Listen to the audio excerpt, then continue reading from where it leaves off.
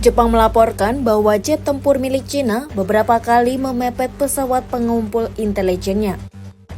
Kementerian Pertahanan Jepang mengatakan jet tempur pengebom JH-7 Cina terbang dengan jarak hanya puluhan meter dari pesawat intelijen elektronik YS-11EB milik pasukan bela diri udara Jepang.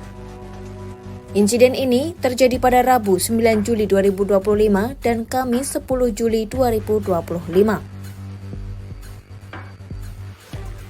Menurut laporan, pemepetan sudah berlangsung sejak Rabu pagi saat jet tempur JH-7 Cina berulang kali mendekati pesawat YS-11 Jepang selama sekitar 15 menit. Saat itu, pesawat Jepang tengah menjalankan misi pengawasan dan pemantauan. Kementerian Pertahanan Jepang menjelaskan bahwa pesawat Cina berjarak hanya sekitar 30 meter secara horizontal dengan pesawat Jepang tersebut pada satu titik.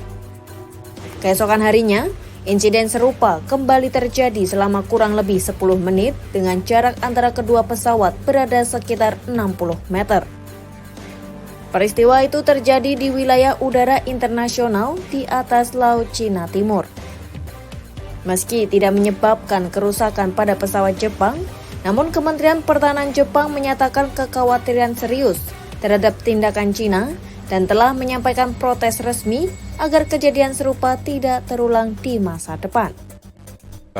このような中国軍機による特異な接近は偶発的な衝突を誘発する可能性があることから、政府として外務省の船越事務次官から呉江浩在京中国大使をはじめ中国側に対して深刻な懸念を表明し、再発防止を厳重に申し入れたところでございます。